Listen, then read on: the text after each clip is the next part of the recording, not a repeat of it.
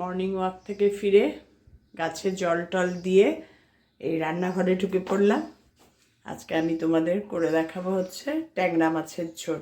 মানে বেড়াতে যাওয়া ওই কটা দিন রেস্ট, মনে হচ্ছে যেন ভরপুর এনার্জি পেয়ে গেছি।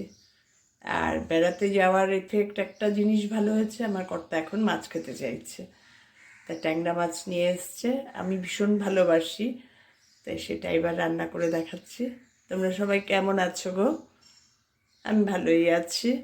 এই দিনটা শুরু হলো বেশ ভালো। আজকে মর্নিং ওয়াকে বেরিয়েছি, মোবাইলটা নিয়ে যেতে ভুলে গেছি,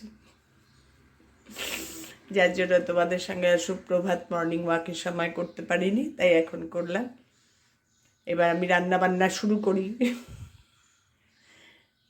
এবার দেখতে থাকো আমার রান্না। বাড়ি আসা মানেই রান্না। বেড়ানোর থেকে ফিরে বাড়িতে রান্না বান্না খাওয়া শুরু। আজকে করছি ট্যাংরা মাছের ঝোল। ট্যাংরা মাছ নিয়ে আসলো কর্তা, পেঁয়াজ কলি দিয়ে বেগুন দিয়ে করব। কীভাবে করছি দেখো। এই ট্যাংরা মাছটা খেতে এই সময় এত ভালো লাগে, কারণ এই সময় পেঁয়াজ কলি টুলিয়ে ওঠে। এমনি সময় আলু বেগুন দিয়ে খারাপ লাগে না, কিন্তু পেঁয়াজ কলি দিলে একটা অন্যরকম টেস্ট। একে একে সব ট্যাংরা মাছগুলো ভেজে নিয়েছি। খুব বড়ও না, আবার একদম ছোটও না, দারুণ সাইজের ট্যাংরা মাছ। এবার এর মধ্যে ফোড়ন দেব কালো জিরে, বেশি দেবো না, অল্পই দেবো। আর দেবো কাঁচা লঙ্কা, 2-3টে কাঁচা লঙ্কা ফেলে রেখেছি, কাঁচা লঙ্কাটা দিয়ে দেবো। কালো জিরে কাঁচা লঙ্কা ফোড়ন দিয়ে এবার দিয়ে দেবো হচ্ছে পেঁয়াজ কলি আর বেগুন কেটে রেখেছি, ওটা দিয়ে দেবো।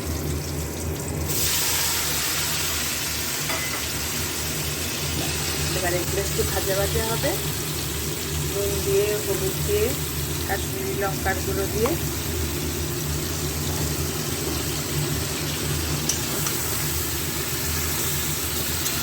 এই সময় পেঁয়াজ কলি দিয়ে বেগুন আলু দিয়ে দারুণ লাগে। আমি আর আলু দিলাম না, পেঁয়াজ কলি দিলাম আর বেগুন দিলাম।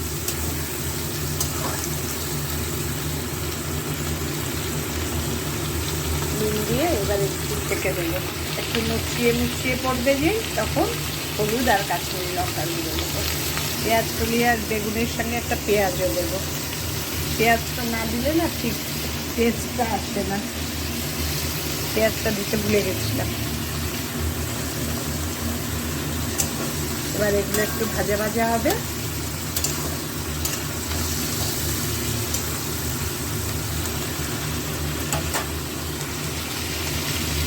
ঢেকে দেবো কিছু। পেঁয়াজ কলি আর বেগুনটা একটু ভাজা ভাজা হয়ে গেছে, নেতিয়ে গেছে দেখো। এবার দিয়ে দেবো হলুদ আর দিয়ে দেবো কাশ্মীরি লঙ্কার গুঁড়ো দিয়ে নাড়িয়ে চালিয়ে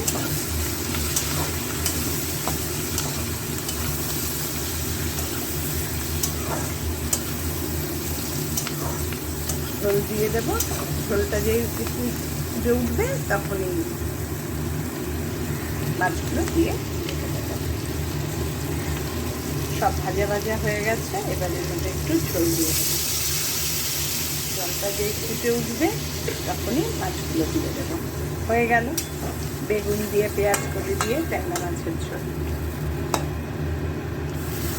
বাড়িতে আসার সঙ্গে সঙ্গে যেন না রান্না আরম্ভ হয়ে গেছে।